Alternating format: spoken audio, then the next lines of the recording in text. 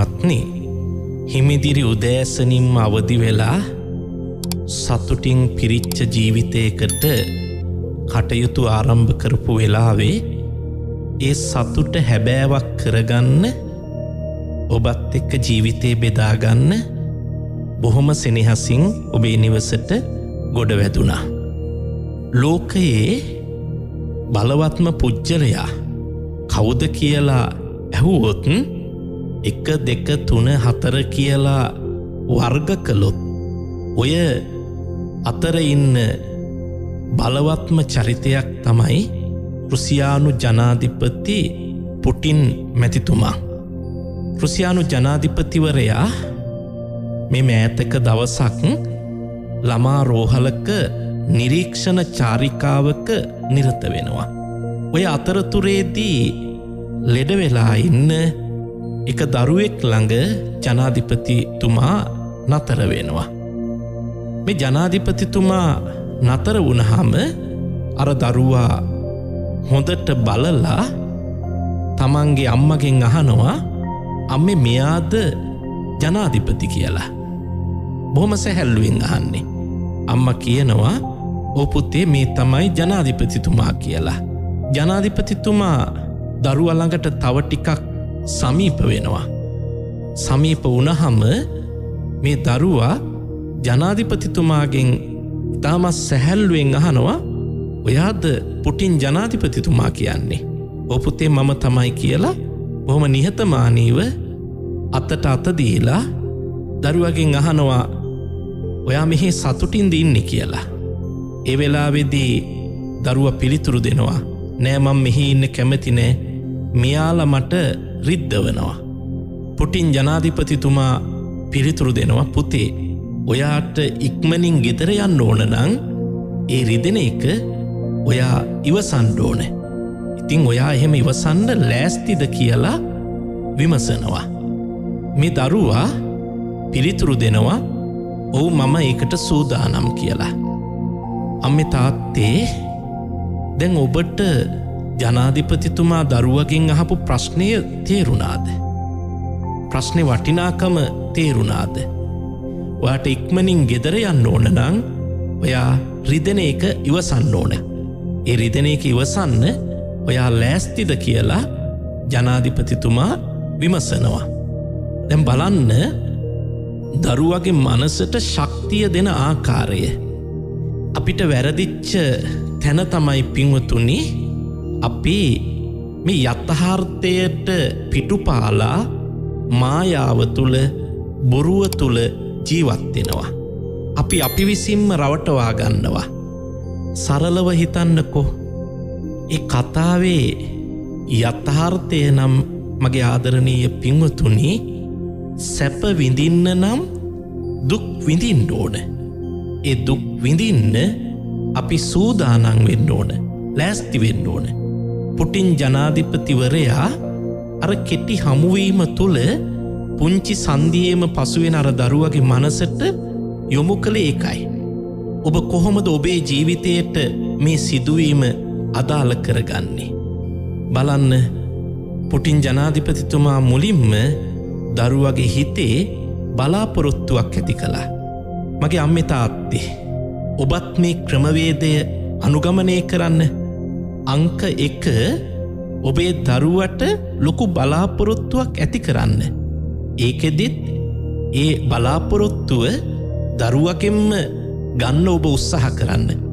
ළමයාගේ පුංචි බලාපොරොත්තුවට ඔබ දන්න දේවලුත් එකතු කරලා ඒ බලාපොරොත්තුව ලොකු බලාපොරොත්තුවක් බවට පත් කරන්න.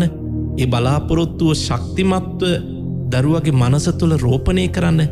අන්න ඒක අංක 1ට ඔබේ ජීවිතයේ ඔබේ දරුවත් එක්ක කටයුතු කරනකොට බුද්ධිමත්ව ක්‍රියාත්මක කරන්න. ඒක තමයි අංක 1. මෙන්න අංක 2. ඒ බලාපොරොත්තුවට යනකොට ගොඩක් දුක් විඳින්න තියෙනවා. කාටුන් බලන වෙලාවට, ගේම් ගහන වෙලාවට ඒ වගේ අයින් වෙලා ටිකක් වැඩියෙන් පාඩම් කරන්න වෙයි. පුතාට ඒ කැපකිරීම කරන්න සිද්ධ වෙනවා. අංක 1 බලාපොරොත්තු ඇති කරා, ඒ වගේම අංක 2 ඒ බලාපොරොත්තුව ඉෂ්ට කර ගැනීම සඳහා දුක් විඳින්න සිදු වෙනවා. ඒ දුක ඉවසන්න ඕන කියන කාරණය. අංක 3 ඒ සඳහා පුතා සූදානම්ද කියන කාරණය. දැන් පුතා මේ බලාපොරොත්තුව ලොකුවට හිත තුළ රෝපණය කළාම ඒ බලාපොරොත්තුව සාර්ථක කරගන්න නම් අර දුක ඉවසන්න සූදානම් වෙන්න ඕන. අංක 4 ආදරණීය අම්මේ තාත්තේ මේ හැම දෙයකටම ඔබේ දුවට පුතාට තනියම මුණ දෙන්න සිද්ධ වෙනවා කියන අවිශ්වාසය ඇති කරන්න එපා.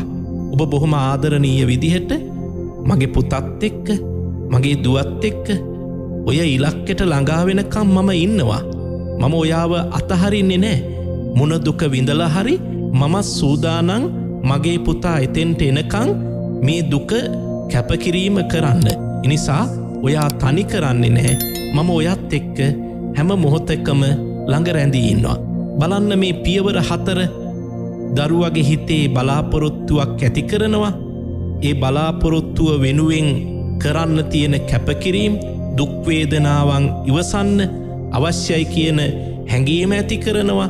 ඊළඟට ඒකට දරුවගේ මනස සූදානම් විය යුතු බව දරුවට ඒත්තු ගන්නනවා. ඊළඟට දරුවා මේ හැම අභියෝගයක්ම ජය ගන්න ගමන් කරන්නේ තනිවම නෙමෙයි.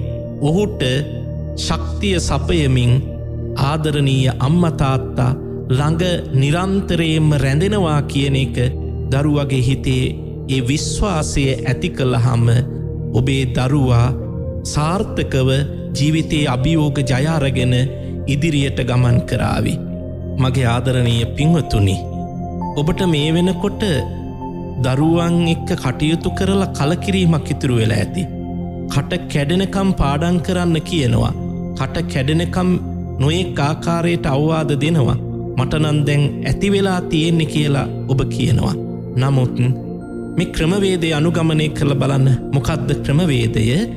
මම ඔබට තව පුංචි සරල උදාහරණයක් කියන්නම්. මේ දැන් ලොක්ඩවුන් කාලේ හින්දා අපි කියමුකෝ ගණනක් හදන්න දුන්නා කියලා. අපි වෙලාවකුත් දෙනවා. පුතේ, ඔයා මේක විනාඩි 15න් හදන්න ඕන. විනාඩි 15ක් වෙනකොට මම පුතා ළඟින් දුවනවා. පුතා මාව අල්ලන්න ඕන. දැන් දරුවා මේකට උත්තේජනය වෙලා තාත්තව අල්ලන්න ඕන, තාත්තත් එක්ක සතුටින් කෙලිදෙලින් ගත කරන්න ඕන කියන හැඟීමෙන් අර ගණන් ටික විනාඩි 15ටත් කලින් හදාවි නිවැරදිව. එනිසා දරුවොත් එක්ක වැඩ කරන කලාව ඉගෙන ගන්න. දැන් ඔබට හිතෙන්න පුළුවන් අපේ දුව පුතා ලොකුයි, උසස් පෙළ කරන සාමාන්‍ය පෙළ කරන කෙනෙක්. එයත් එක්ක ওই විදිහට සෙල්ලම් කරන්න බෑනේ. ඒ වගේ දරුවෙකුට අපි කොහොමද කටයුතු කරන්නේ? මොකද්ද ඒ වයසේ දරුවෙකුට දෙන්න පුළුවන් ලොකුම බලාපොරොත්තුව? තාත්තට පුළුවන් පුතාගේ ඇඟට තට්ටුවක් දාලා අතපය අල්ලලා අත ගාලා මගේ කොල්ලා දැන් හොඳට ලොකු මහත් වෙලානේ. දැන් නිකන් රම්බෝ වගේනේ මගේ පුතා. තව ටිකක් ලස්සනට ඇඟ හදාගන්න. පුතා ලස්සනට ඉන්න ඕන. දැන් මේ විදිහට ඔබ ඔබේ දරුවට කතා කරනවා නම්, ඔබ ඔබේ දරුවට සමීප වෙනවා නම් නියත වශයෙන්ම දරුවගේ ජීවිතේ සාර්ථක වෙනවා. මගේ ආදරණීය පින්වතුනි, ඔබ අහලා තියෙනවා නන්ද කුමාරයාට දිව්‍යාංගනාවන් මුණගස්සනවා කියන බලාපොරොත්තු ඇති කරලා අන්තිමට මහරහත් චරිතයක් බවට අපේ බුදුහාමුදුරුවෝ පත් කළා. ඒ හැකියාව ඔබටත් තියෙනවා. ඒ හැකියාව ඔබේ දරුවටත් තියෙනවා. එනිසා ආදරණීය අම්මේ තාත්තේ, ඔබටත් ඔබේ දරුවා ගැන සතුටක් ඇති වේවි, ආඩම්බරයක් ඇති වේවි. මේ తত্ত্বය පහසුවෙන් ඇති කරගන්න පුළුවන්. ඒකට අවශ්‍ය වෙන්නේ ඔබ ඉවසීමෙන් බුද්ධිමත්ව කටයුතු කිරීමයි. මගේ ආදරණීය අම්මේ තාත්තේ, අද පටන්ම මේ හිමිදිරි උදෑසනින්ම හිතට අරමුණක් ගන්න.